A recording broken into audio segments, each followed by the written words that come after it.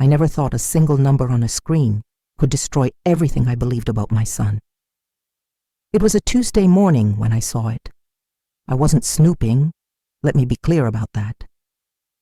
My son had asked me to help him organize some financial documents after I sold my house to help with his urgent business needs. He trusted me with his laptop password, told me where to find the files.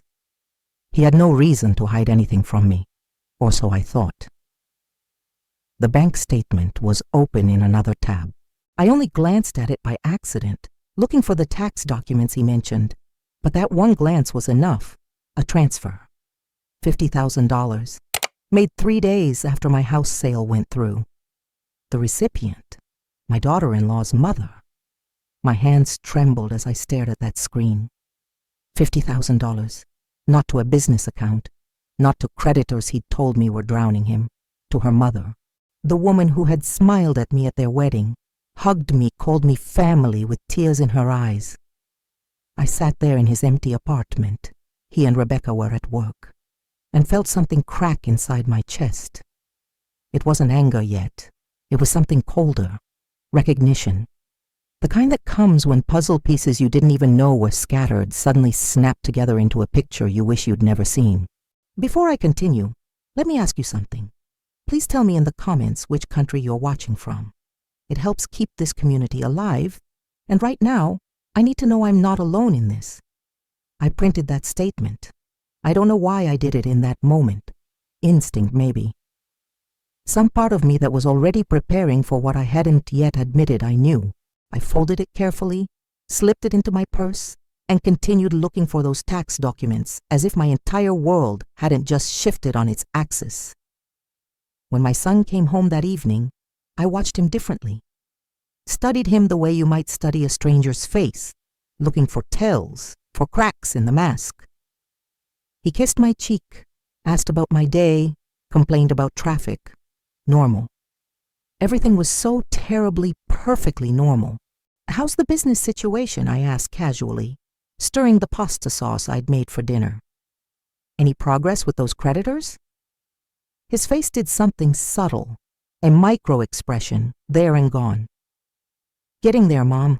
Your help made all the difference. We're going to turn this around, I promise." We. He said we, not I. And in that moment I heard it. The careful construction of every word. The performance. Rebecca came out of the bedroom then, smiling that smile she always gave me. Warm. Grateful. The smile of a daughter-in-law who knew her place, who appreciated her husband's generous mother. I watched her move around the kitchen, touching my son's shoulder as she passed, and wondered how long they'd been planning this. How long I'd been the fool. "Your mother is amazing," Rebecca said, serving herself salad. "Selling her house to help us. Not everyone would do that." "I'd do anything for my son," I replied, holding her gaze. "Anything at all." She didn't flinch, didn't look away. Either she was innocent or she was very, very good. I went home to my rented apartment that night, the small, cramped space I'd moved into after selling the home where I'd raised my son, where his father and I had built a life before cancer took him, and I spread that bank statement on my kitchen table. One transfer, $50,000, 3 days after my house sold. But I'm a mother.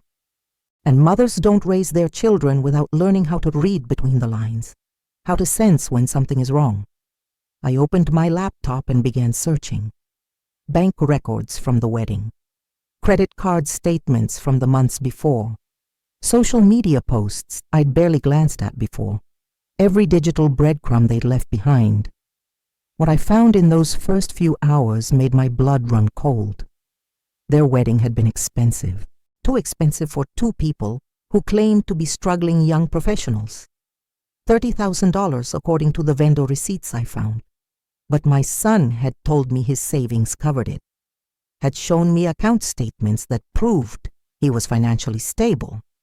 I pulled up those same statements again, looked at them with new eyes. The deposits were there, yes. Large deposits made just weeks before the wedding.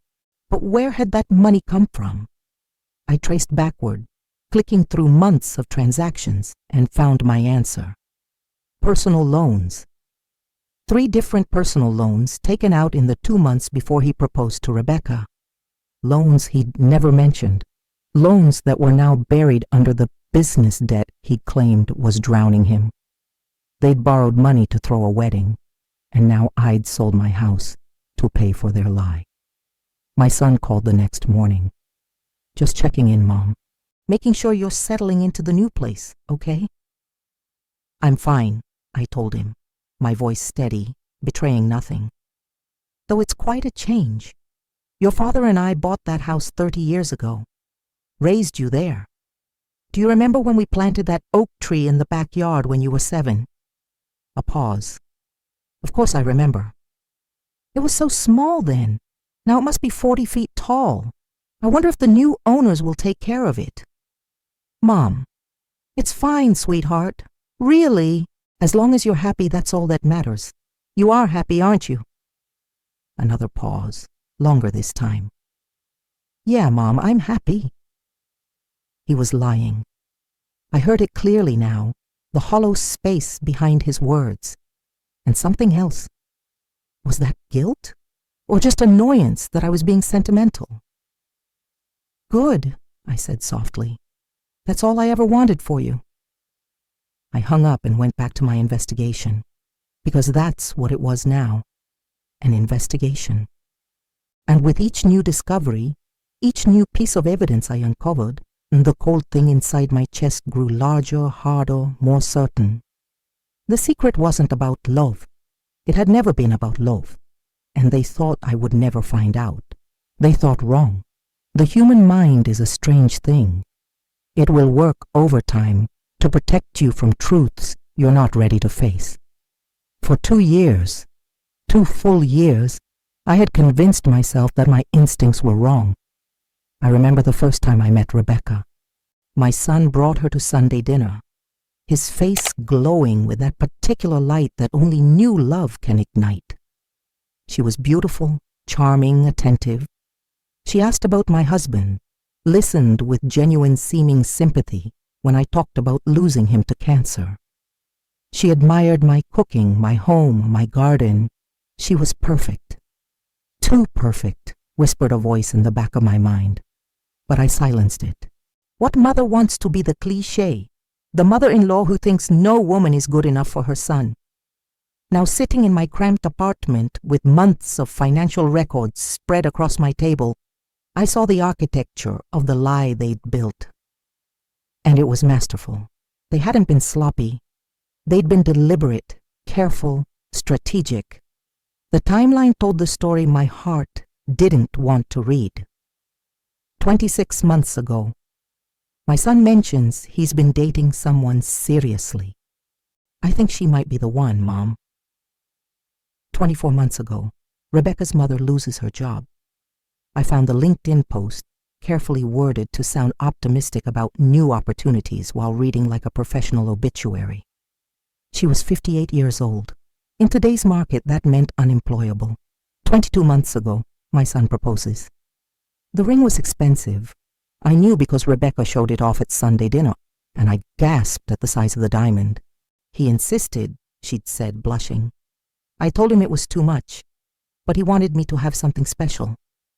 20 months ago, they start planning a wedding with a budget that should have raised red flags. Destination rehearsal dinner, designer dress, premium open bar, guest list of 200 people. When I gently suggested they might want something smaller, more intimate, my son got defensive. This is Rebecca's dream wedding, Mom. I want to give her everything she's ever wanted. Rebecca's dream, Rebecca's everything. But who was really dreaming?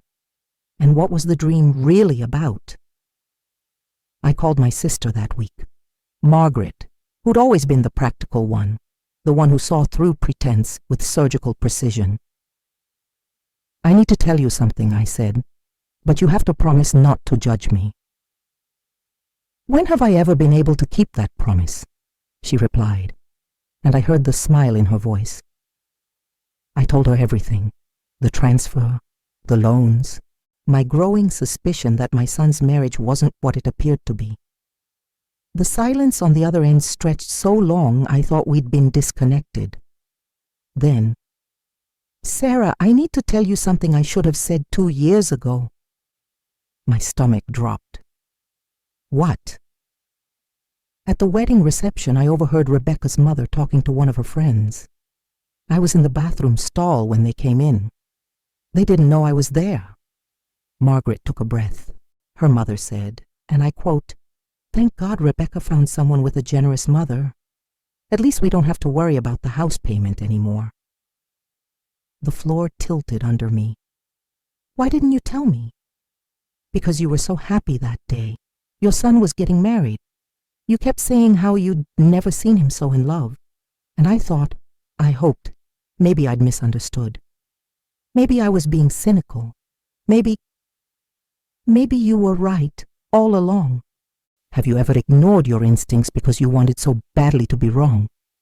Tell me in the comments, because right now, I need to know I'm not the only fool who chose love over truth. After I hung up with Margaret, I sat very still in the growing darkness of my apartment. I didn't turn on lights.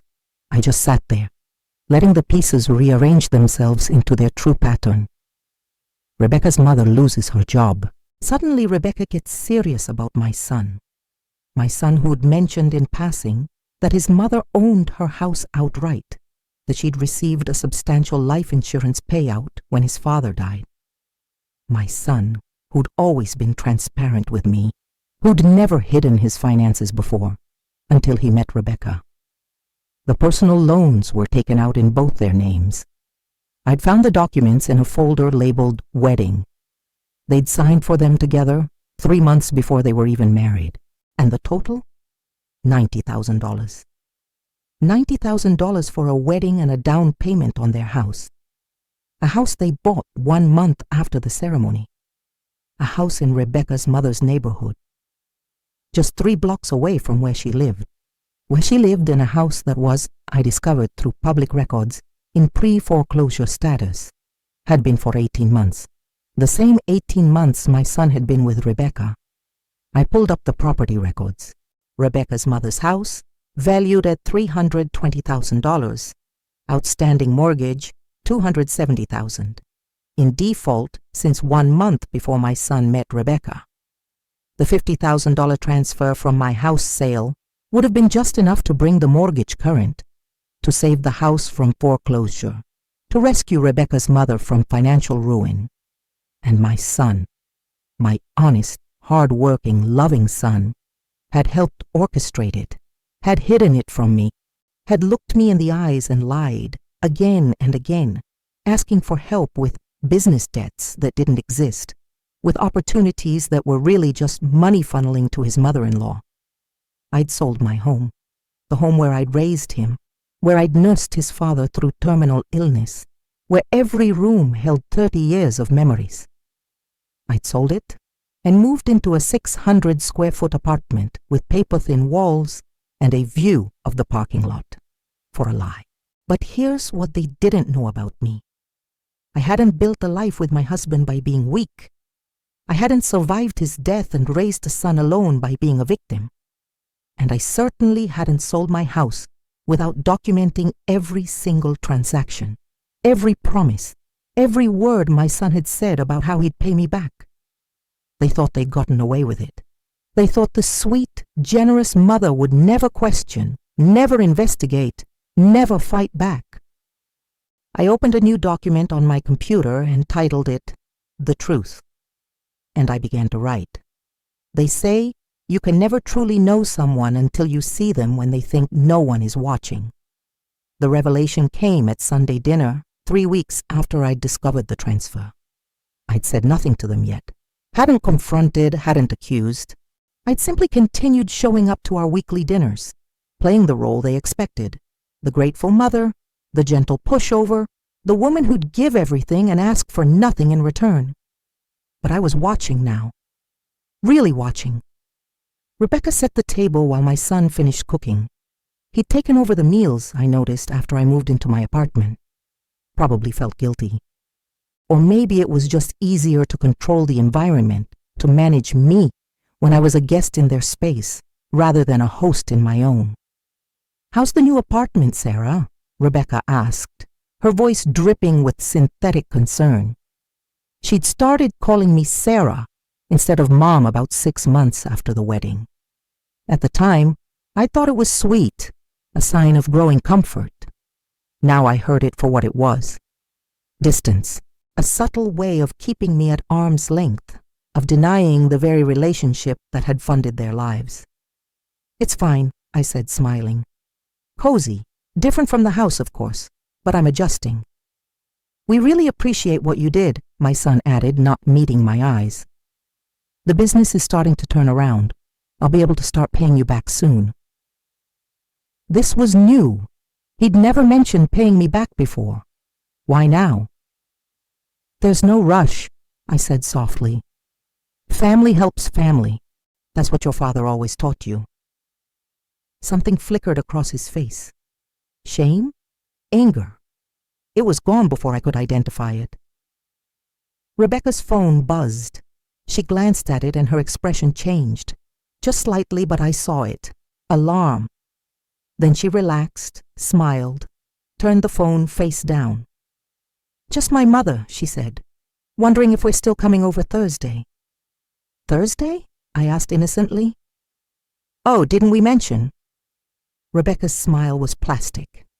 "We've been helping my mom with some home repairs. She's getting older, you know how it is." Home repairs? Is that what we're calling it now?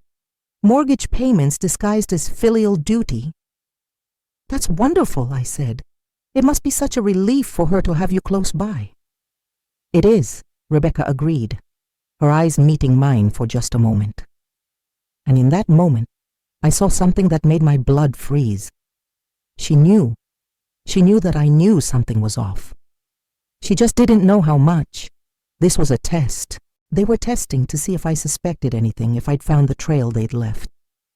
I smiled wider. "You two are such good people, taking care of both your mothers. Not everyone would do that." The relief on their faces was almost comical. Almost. After dinner, I excused myself to use the bathroom, but instead, I slipped into their home office. The door was open, inviting even. My son's laptop sat on the desk, sleeping but not locked. I had maybe 3 minutes before they'd wonder where I'd gone. I touched the keyboard. The screen came to life, showing his email inbox.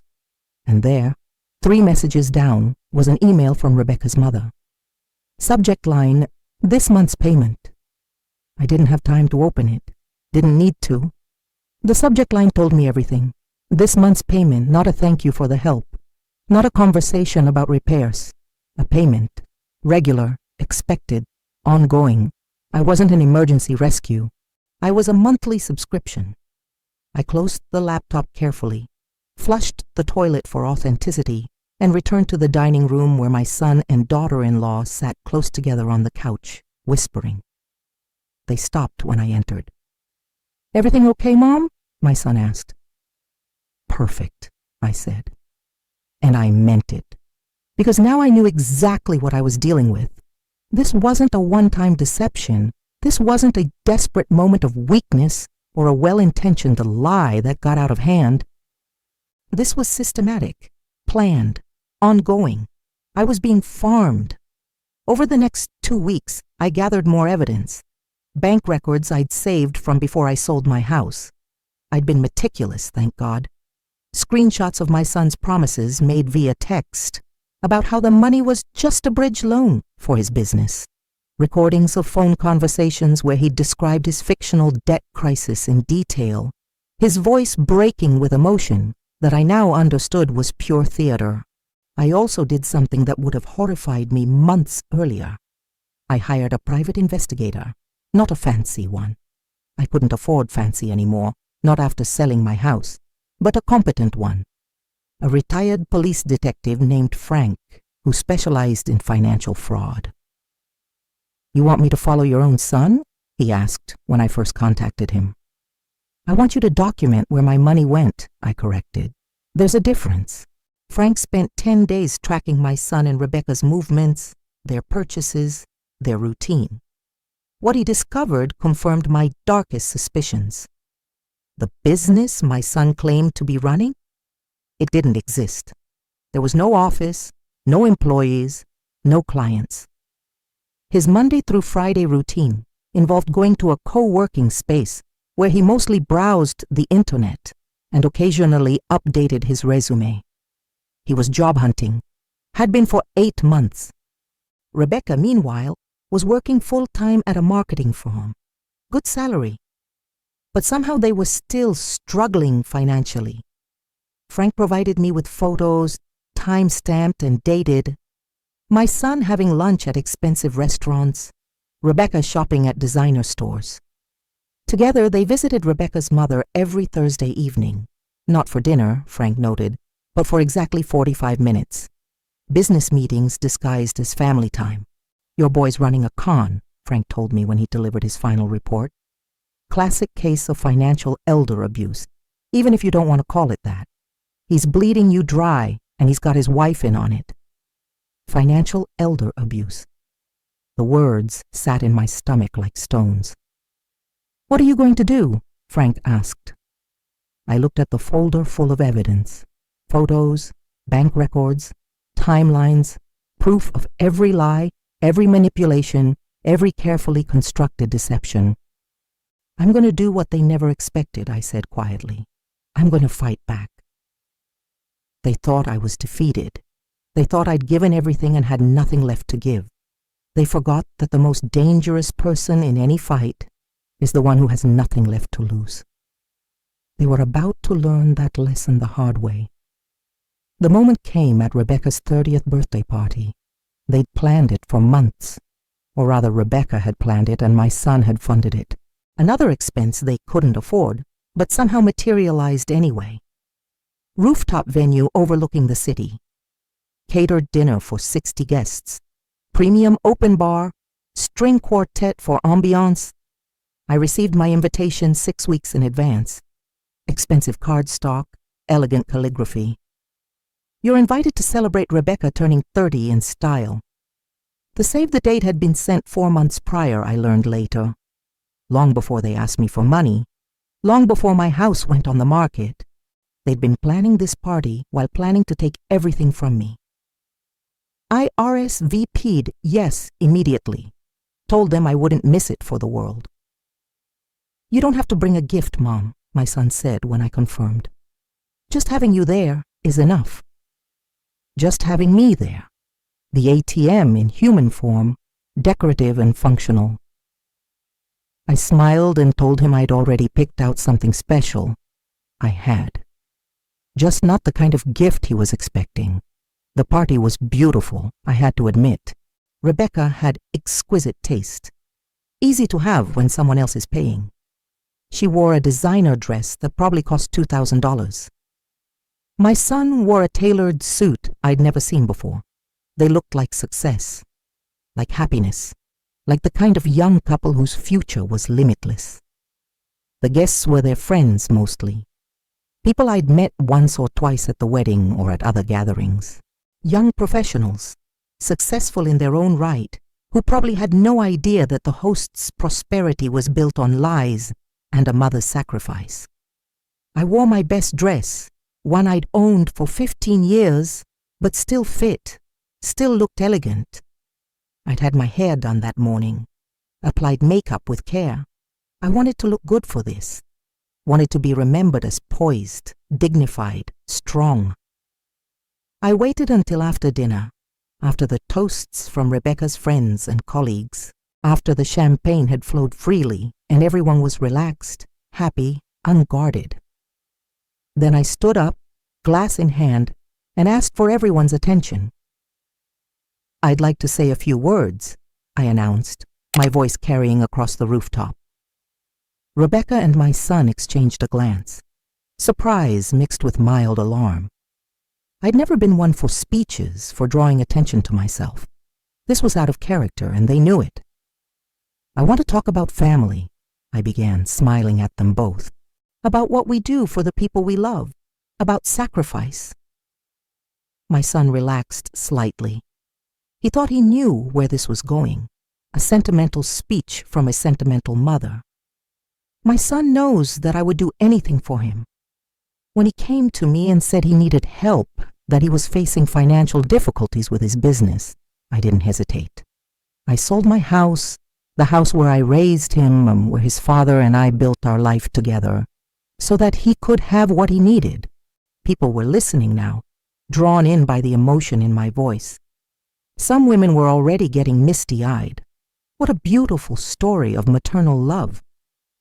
I did it because he told me he was in trouble, because he said he had debts from business investments that went wrong, because I believed him when he looked me in the eye and promised it was a temporary crisis. The room had gone very quiet. My son's face had turned pale. Rebecca's hand gripped his arm. But then I discovered something interesting, I continued, my voice still warm, still loving. I discovered that the money I gave him, the money from selling my home, didn't go to creditors. It didn't go to save a failing business. I pulled out my phone, opened the bank statement image I'd prepared and held it up. From where I stood, projected on my phone screen, the numbers were visible to those nearby. $50,000, transferred 3 days after my house sale closed, not to a business account, to Rebecca's mother, to save her house from foreclosure, a foreclosure that started, coincidentally, right around the time my son started dating Rebecca. The silence was absolute now. 60 people frozen, glasses halfway to lips, forks suspended over plates. And that's when I started looking deeper, I said, my voice hardening. That's when I found the personal loans taken out to fund a lavish wedding, the fake business my son claimed to be running, the monthly payments being made to Rebecca's mother. Not out of generosity, but out of the money I gave, thinking I was helping my son. Rebecca stood up. Sarah, this is not the time, I finished for her. Not the place? You're right. This should have been a private conversation. But private conversations require honesty, and you two wouldn't know honesty if it held you at gunpoint. My son found his voice. Mom, you don't understand. Oh, I understand perfectly, I cut him off, my tone sharp as a blade. I understand that you used me, that you manipulated me, that you and your wife looked at my grief over losing your father, at my desire to help you succeed, at my simple, stupid love. And you decided it was something to exploit. I looked directly at Rebecca. Your mother was in trouble. I get that. Financial hardship is real, and wanting to help your parents is admirable. But you know what's not admirable? Lying to someone else's mother, constructing an elaborate con to steal her security, making her sell her home while you plan rooftop parties that cost more than some people make in a year. We were going to pay you back, my son said weakly. With what money? I asked. You don't have a business. You're unemployed. Rebecca's salary is good, but it's not enough to cover your lifestyle, your mother-in-law's mortgage, and repaying me. The math doesn't work. It never did. You were never going to pay me back, were you? He couldn't answer. The truth was there in his silence, in his inability to meet my eyes. I turned to address the room at large. I'm telling you this not because I want sympathy. I'm telling you because some of you might be parents one day, and you need to know that love, real love, should never make you blind. That helping someone doesn't mean letting them destroy you. That family isn't a free pass to commit cruelty. I set down my glass, still untouched. Happy birthday, Rebecca. I hope it's everything you dreamed it would be. Because after tonight, you won't be getting anything else from me. The walk to the elevator was the longest of my life. I heard my son call after me, heard the murmur of voices rising as I left. I didn't look back, didn't run. I walked with my head high, my shoulders straight, my dignity intact. Outside, the night air hit my face like a blessing. My hands were shaking. My whole body was shaking. But I'd done it. I'd named the crime. I'd exposed the lie. My phone started buzzing immediately. Texts from my son, calls from Rebecca, then calls from numbers I didn't recognize. Probably other party guests, curious, concerned, wanting the fuller story. I turned my phone off and hailed a cab. In the back seat, finally alone, I allowed myself to feel it. The grief, the betrayal, the raw, howling pain of knowing that the son I'd raised, the boy I'd loved with every fiber of my being, had looked at me and seen nothing but a resource to be mined. But alongside the grief was something else, something cold and clear and absolutely certain. The public humiliation was just the beginning. They'd taken my house, my security, my trust. They'd thought that was the end of it, that I'd roll over and accept my fate as the generous fool. But that night, something in me died, and something far more dangerous was born. They wanted to play games with my money? Fine. Now we'd play by my rules, and I was going to collect every single cent, just not in any way they could have imagined. The morning after the party, I woke up to 73 text messages, 14 voicemails, and countless missed calls. I deleted them all without reading or listening to a single one. There's a kind of power in silence that people don't understand until they're on the receiving end. My son and Rebecca had expected rage, screaming, emotional outbursts. They'd prepared for that. What they hadn't prepared for was complete, absolute silence. I spent that week not answering calls, not responding to messages, not acknowledging their existence in any way. Let them wonder. Let them panic. Let them stew in the consequences of their choices while I planned my next moves. Because here's what they didn't know. I hadn't just spent the last month discovering their lies. I'd spent it building a case. Frank, my investigator, had connections. One of them was a forensic accountant named Linda, a woman who specialized in unraveling financial fraud. I'd hired her the same week I hired Frank, and she'd been tracing every dollar, every transaction, every financial move my son and Rebecca had made for the past 3 years. It's textbook financial elder abuse, Linda told me when we met in her office. The law is actually very clear on this. You gave money under false pretenses, believing it was for one purpose when it was actually for another. That's fraud. Criminal fraud, if you want to pursue it that way. I don't want him in prison, I said immediately.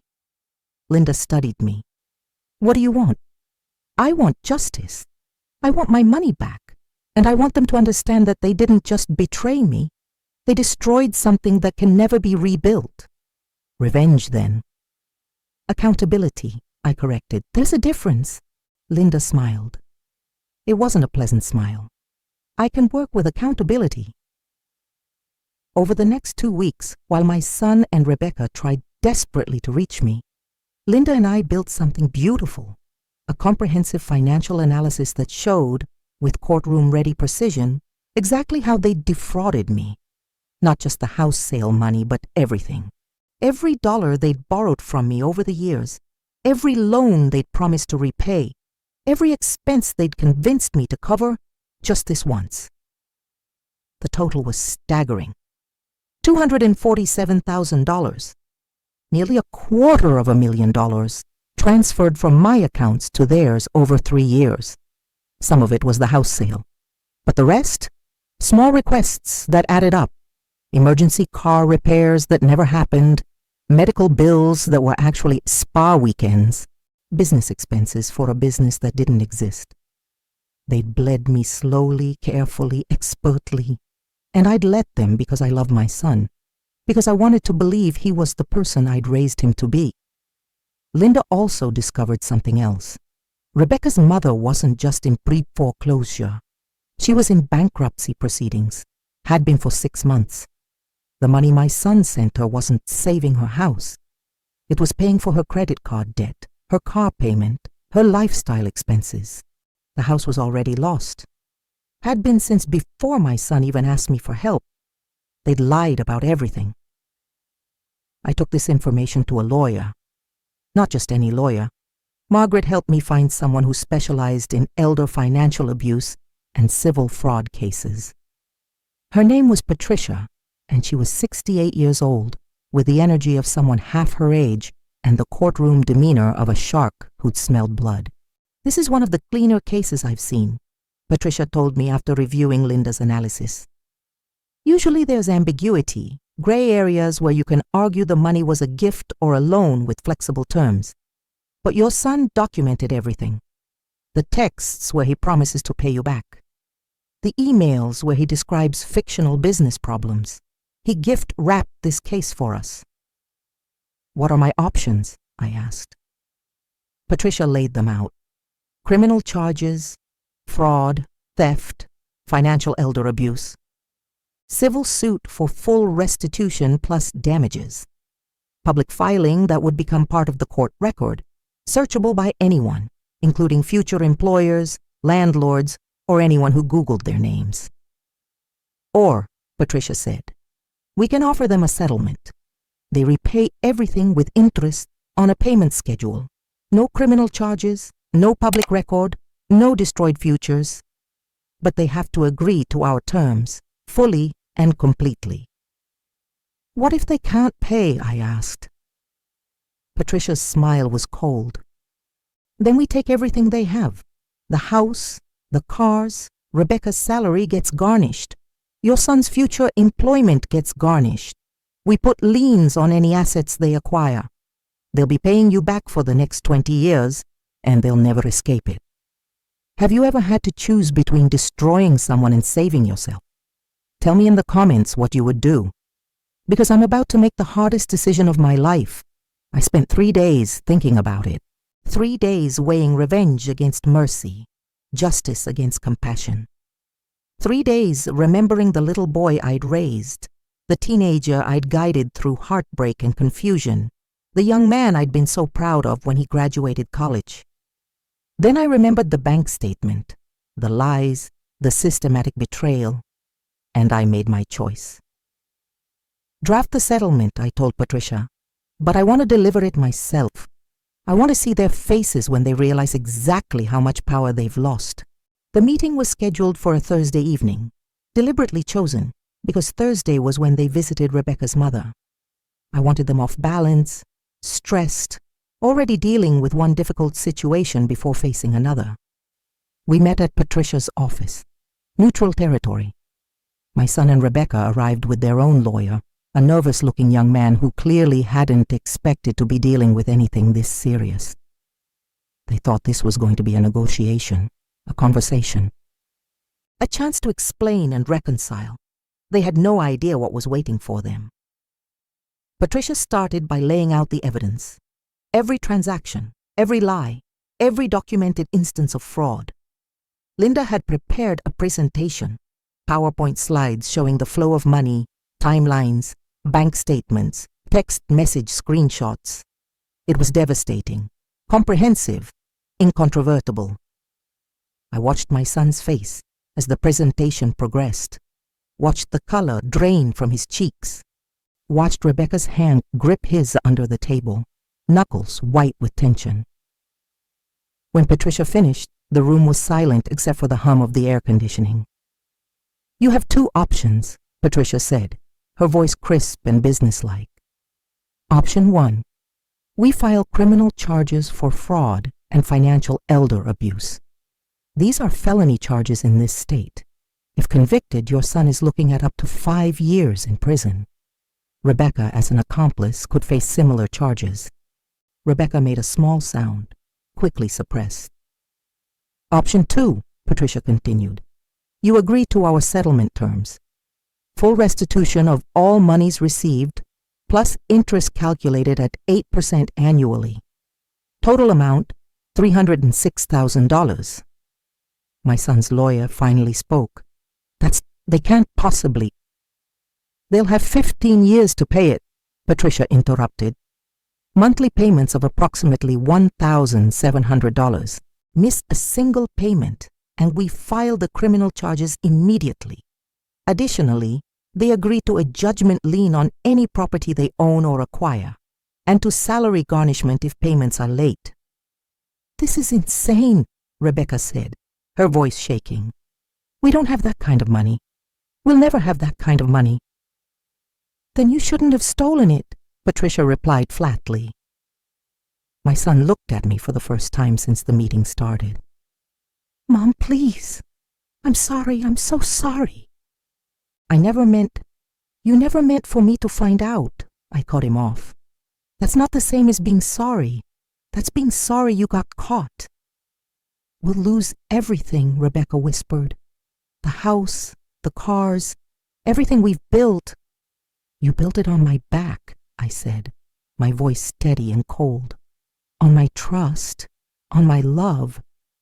You built your life by dismantling mine piece by piece, lie by lie. So yes, Rebecca, you're going to lose it, because it was never really yours to begin with." I stood up, placed a folder on the table in front of them. "This is the settlement agreement. You have 48 hours to sign it. If you don't, Patricia files the criminal complaint on Monday morning, and then it won't be about money anymore. It'll be about prison time and criminal records and futures that will never recover." "Mom," my son started. "Don't call me that," I said quietly. "You lost the right to call me that when you decided I was worth more as an asset than as a mother." I walked to the door, then paused and looked back at them. They looked small, sitting there at that big conference table, young and scared and caught in a trap, entirely of their own making. "You wanted to know what happens when you underestimate someone?" I said. "When you assume kindness means weakness? When you mistake love for stupidity?" I smiled, and it felt like ice forming in my chest. "This is what happens. This is the consequence. And unlike your lies, unlike your promises, unlike everything you've said to me for the past 3 years." I opened the door. "This is something you can count on." The door closed behind me with a soft, final click. In the morning, I would wake up and wait for their decision. But I already knew what they would choose. People like them always chose self-preservation. They would sign. They would agree. They would spend the next 15 years paying for what they'd stolen. But the real payment, the real cost, that was just beginning. And they had no idea what I'd planned next. They signed the agreement, of course they did. When faced with prison or payment, survival instinct always wins. The documents were delivered to Patricia's office 36 hours after our meeting, signed and notarized. My son's signature looked shaky, uncertain. Rebecca's was firm, controlled. Even in surrender, she was trying to maintain the illusion of composure. But signing the agreement was just the beginning. What they didn't know, what their nervous young lawyer had failed to discover during his cursory review of the settlement terms, was that I'd built in mechanisms that went far beyond simple repayment. Patricia had been thorough, brilliantly, ruthlessly thorough. The agreement included a clause requiring full financial disclosure.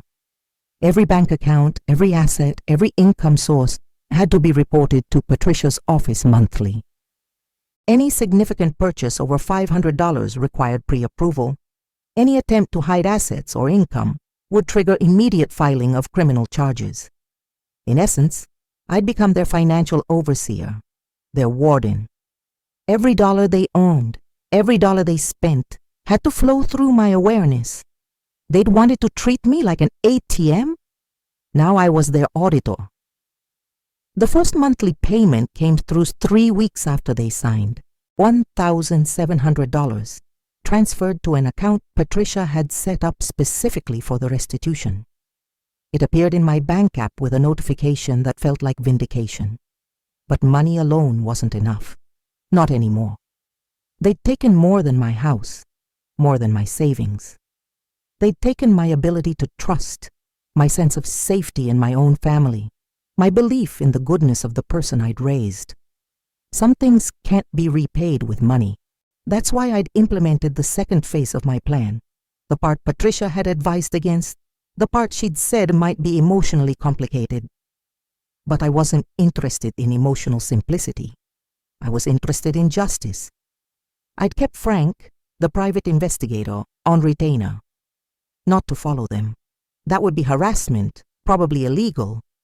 But to monitor their public presence, social media, professional networks, any public record or posting. I wanted to know how they were presenting themselves to the world now that I'd exposed their fraud. What Frank discovered was illuminating. They'd deleted their social media accounts, not deactivated, deleted. 3 years of posts, photos, carefully curated images of their perfect life together, all scrubbed from the internet within days of signing the settlement. Rebecca had quit her job. Her LinkedIn profile showed a vague status, taking time to focus on personal growth and family. Corporate speak for I can't face my colleagues after that birthday party disaster. My son had finally found employment, a sales position at a mid-level tech company. His salary was public record since the company was publicly traded, $65,000 a year. Not bad for someone with no business experience and a resume full of gaps, but nowhere near enough to support the lifestyle they'd been living. They'd put the house on the market, the beautiful house they'd bought with money from personal loans and my sacrifice. The house just 3 blocks from Rebecca's mother's place was now listed for sale at a price that would barely cover their mortgage after realtor fees. They were dismantling their life piece by piece, and part of me felt the savage satisfaction of watching them lose everything they'd stolen. But another part, a part I tried to ignore but couldn't quite silence, felt something else. Grief, maybe. Or the ghost of the love I'd once felt, haunting the ruins of our relationship. Then Frank sent me something that incinerated whatever sympathy remained. He'd been monitoring Rebecca's mother's social media, too, as part of his general information gathering. And 1 month after the settlement was signed, Rebecca's mother posted a long emotional message on Facebook.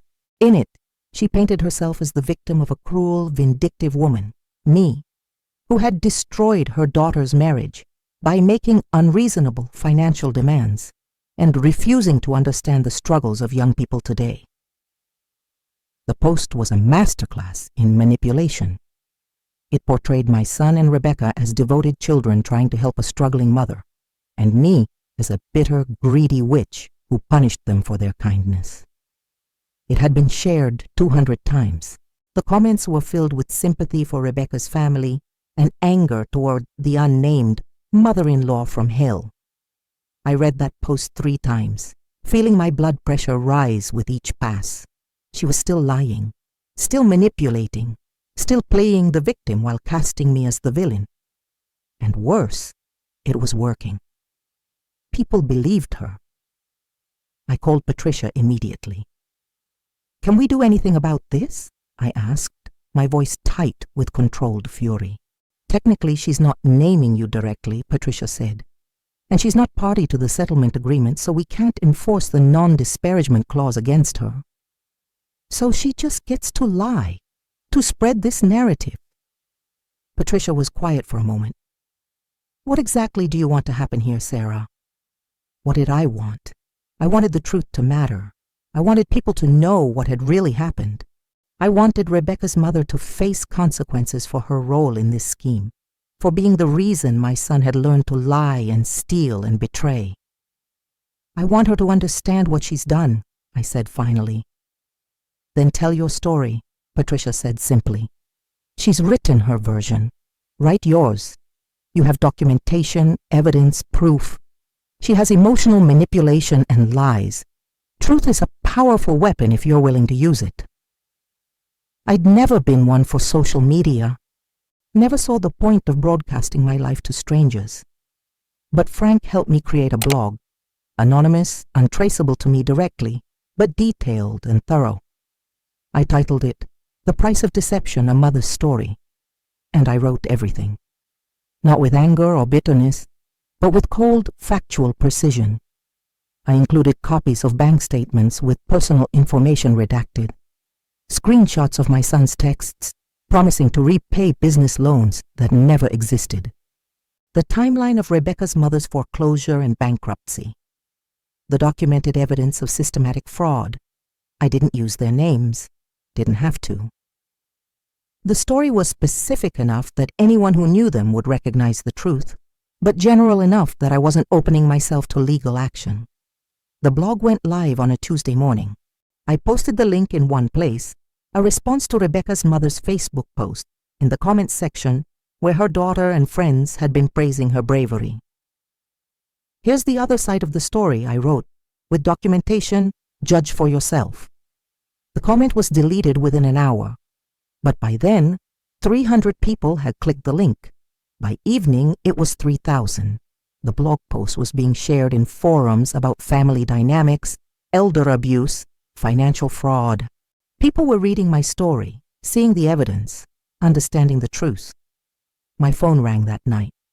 My son calling from a number I didn't recognize. I'd blocked his regular number weeks ago. I answered. "What the hell did you do?" he screamed, all pretense of remorse abandoned. "Rebecca's mother is getting death threats. People are showing up at her house. You've destroyed her." I told the truth, I said calmly. "Something you might consider trying sometime. You're vindictive and cruel, and—" "I'm the person you made me," I interrupted. "You taught me that family isn't sacred, that love is transactional, that trust is for fools. Congratulations. I'm an excellent student." "We're paying you back. We signed your agreement. What more do you want?" And there it was, the question that mattered. What did I want? I thought about the house I'd sold, the home where I'd raised him, where his father had died, where 30 years of memories lived in every room. I thought about the trust I'd given him freely and completely, because he was my son, and I believed he would never hurt me. I thought about the woman I'd been before all this. A little naive, perhaps, but fundamentally hopeful about human goodness, about the possibility of unconditional love. That woman was gone, dead and buried under the weight of betrayal. "I want you to understand something," I said, my voice eerily calm. "Every month for the next 15 years when you make that payment, I want you to remember what you did. I want you to lie awake at night knowing that you didn't just steal money. You murdered the relationship we had. You killed your mother's love through premeditation and greed. Mom, I want you to know that when I'm on my deathbed someday, if you're not there, it's because you chose that. When you have children of your own, if I never meet them, that's your choice too. You traded a lifetime of unconditional love for $247,000. I hope it was worth it." I hung up before he could respond. The blog stayed online. People continued to read it, share it, discuss it. Some comments were supportive of me. Some said I was too harsh, that family should forgive. Some shared their own stories of betrayal and fraud. I read them all but responded to none. The story was out there now, permanent and public. The truth existed in the world, regardless of what Rebecca's mother or anyone else wanted to believe. 3 months later, Frank informed me that Rebecca's mother had filed for bankruptcy protection, again. Apparently, the stress of public exposure had made her existing creditors nervous, and they'd accelerated their collection efforts. Her house was officially in foreclosure, sale date set for the following month. The house my money had been meant to save, the house that was already lost when they took my money anyway. I felt nothing when I heard that news. Not satisfaction, not sympathy, just a vast, empty space where my emotions about these people used to live. They'd wanted to play with fire. They'd wanted to manipulate and deceive and steal. They'd thought they were so clever, so careful, so capable of getting away with it. But fire doesn't discriminate. Once lit, it burns everything in its path. And now they were learning what it felt like to watch your whole world turn to ash. But I wasn't done. Not yet. Because the most important part of justice isn't punishment. It's making sure it never happens again. 2 years have passed since that settlement was signed. 730 days of monthly payments arriving in my account like clockwork. $1,700 every month without fail. They've never missed a payment, not once. I moved out of that cramped apartment 6 months after the settlement. Not back to a house. I'll never own a house again, probably. The money I'm receiving barely covers my living expenses, and at my age, mortgages aren't exactly handed out freely. But I found a nice 2-bedroom condo with a view of the park. It has a small balcony where I grow tomatoes in the summer. It's enough. My sister Margaret visits every Sunday. We drink coffee on that balcony and talk about everything and nothing. She never asks about my son, never mentions the settlement or the blog or any of it. She knows that chapter of my life is closed, and she respects the boundary. But others ask. Friends from my old neighborhood who've heard bits and pieces of the story, former colleagues who saw the blog and recognized the details. They always ask the same question. Was it worth it? I never know how to answer. Was it worth destroying my relationship with my son to get justice? Was it worth 2 years of monthly payments to know I didn't let them get away with it? Was it worth becoming someone I never thought I'd be? Calculated, vengeful, hard, to prove that I wasn't the fool they thought I was. Some nights I lie awake and think about the little boy who used to crawl into my lap when he was scared. The teenager who called me from college just to hear my voice when he was homesick. The young man who cried at his father's funeral and told me he didn't know how to be strong enough for both of us.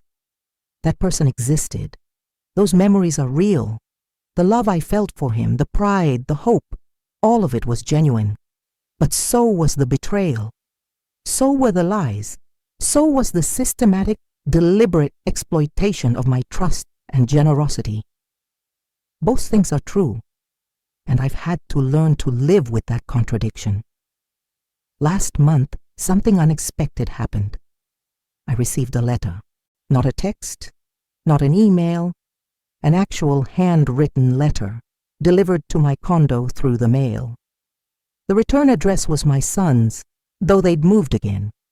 The house sold as expected, and they're renting now in a cheaper neighborhood. I almost threw it away without opening it. But curiosity won. Or maybe it was the ghost of the mother I used to be, still hoping for something that might heal the wound. The letter was 3 pages long. My son's handwriting, which I'd know anywhere. "Mom," it began, "I don't expect you to forgive me. I don't even expect you to read this, but I need to say it anyway. You were right about everything. The lies, the manipulation, the exploitation. You were right, and I was wrong. More than wrong. I was cruel in a way that I'm only now beginning to understand. Rebecca and I are in therapy, separately and together. It's court-ordered as part of my probation. I got a DUI 6 months ago. You probably didn't know that, and why would you? But even after the court requirement ends, I think we'll keep going. Because the therapist asked me a question I couldn't answer. Why did you think it was acceptable to steal from your mother? I've been thinking about that question for 6 months. At first I told myself it wasn't stealing because I was going to pay you back. Then I convinced myself you didn't really need the money since Dad's life insurance had left you comfortable. Then I blamed Rebecca, or her mother, or the situation we were in. But the truth is simpler and more terrible than any of those excuses. I did it because I could, because you loved me unconditionally, and I weaponized that love. Because somewhere along the way, I started to see you not as my mother, but as a resource. And that transformation happened so gradually that I didn't even notice it happening. Rebecca's mother lost her house. Did you know that? She's living with her sister now in a studio apartment in a bad neighborhood. Rebecca blames you for that, but I know better. We stole from you to save a house that was already doomed. We lied to you about everything. And when it all came crashing down, we tried to blame you for enforcing consequences. The blog you wrote has been shared in my therapy group. My therapist uses it as an example of elder financial abuse. I had to sit in a room full of strangers and listen to my own crimes read aloud. identified as a textbook case of familial fraud. Do you know what that feels like? To see yourself clearly, maybe for the first time, and realize you're the villain in someone else's story. I'm not writing this to ask for forgiveness. You told me once that I murdered our relationship, and you were right. I did. Deliberately and with full knowledge of what I was doing, even if I lied to myself about it. I'm writing because I want you to know that the person who did those things, he's gone now. Or maybe he was always who I really was, and the son you loved was the illusion. I don't know anymore. What I do know is this. You deserved better. You deserved a son who honored your sacrifice, who valued your love, who protected you instead of exploiting you. I will never be that son. I've proven that conclusively. But maybe, and this is probably wishful thinking, maybe someday I can become someone who at least understands what he destroyed. Someone who doesn't make the same mistakes with whatever children I might have. Someone who breaks the cycle of using people instead of loving them. The payments will continue every month until they're done. After that, I won't contact you again unless you want me to. You've earned the right to decide what our relationship is or isn't. I'm sorry, Mom. Those words are inadequate and far too late, but they're all I have. Your son, if you'll still let me call myself that, I read that letter 5 times. Cried through 3 of those readings, felt anger, grief, confusion, and a tiny, dangerous spark of something that might have been hope. Then I put it in a drawer and didn't respond. Because here's what I've learned through all of this. Apologies are easy. Understanding is harder. But changed behavior, that's the only thing that actually matters. And 2 years of monthly payments plus 1 heartfelt letter don't erase 3 years of systematic betrayal. Maybe in another 5 years, after the payments are done, I'll write back. Maybe I'll agree to meet for coffee, hear about his life, see if the person he's claiming to become is real or just another performance. Or maybe I won't. The thing about trauma is that it doesn't heal on anyone's schedule. It doesn't care about apologies or restitution or how sorry someone feels about what they've done. It exists on its own timeline, in its own space, and it changes you in ways you can't predict or control. I'm not the same woman I was 3 years ago. I'm harder, more suspicious, less willing to extend trust. But I'm also stronger, more aware of my worth, less likely to sacrifice myself for someone else's benefit at the cost of my own well-being. Is that growth or damage? Maybe both. Maybe the line between the two isn't as clear as we'd like to think. So what's the lesson here? What's the moral of this long, painful story? It's not, don't trust your family. Family can be beautiful, supportive, life-affirming. It's not always assume the worst. Cynicism is just another form of blindness.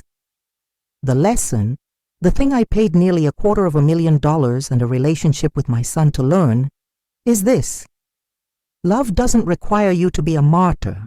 Helping someone doesn't mean letting them destroy you.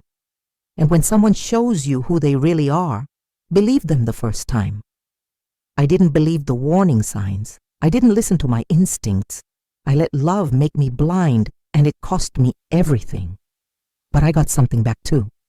Not my house, not my savings, not the relationship I thought I had.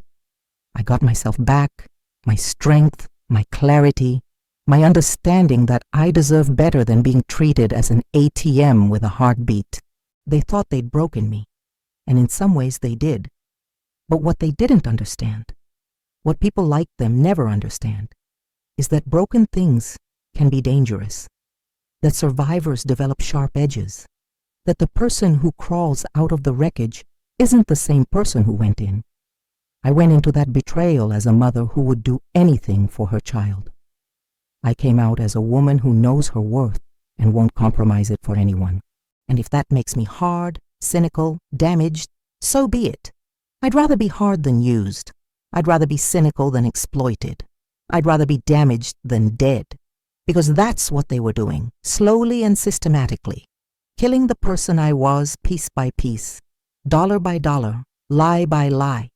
I stopped them, I fought back, I survived.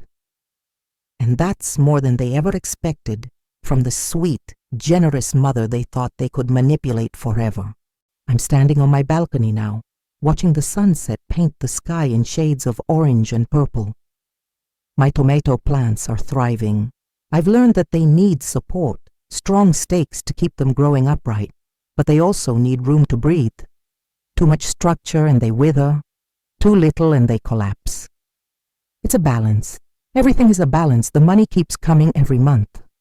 In 13 more years, I'll have been repaid in full, plus interest. By then, I'll be in my 70s.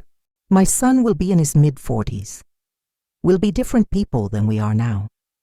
Maybe by then, the wound will have scarred over enough that we can try again. Or maybe it won't, and we'll remain strangers who share DNA and history, but nothing else. I don't know which outcome I'm hoping for anymore. What I do know is that I survived. I fought back. I refused to be a victim. And in doing so, I became someone I never imagined I could be. Someone who values themselves enough to demand better. If my story resonates with you, if you've ever been betrayed by someone you trusted completely, if you've ever had to choose between protecting yourself and protecting a relationship, leave a comment. Share your story. Let's build a community of survivors who refuse to stay down. Subscribe to this channel to hear more stories about resilience, about fighting back, about finding strength in the worst moments of your life. Because these stories, they need to be told. The world is full of people who think kindness is weakness, who see generosity as an opportunity to exploit. We need to show them they're wrong. We need to show them that the people they underestimate are often the ones who fight back hardest. We need to show them that love, real love, includes boundaries, consequences, and the courage to say no more. Thank you for listening to my story.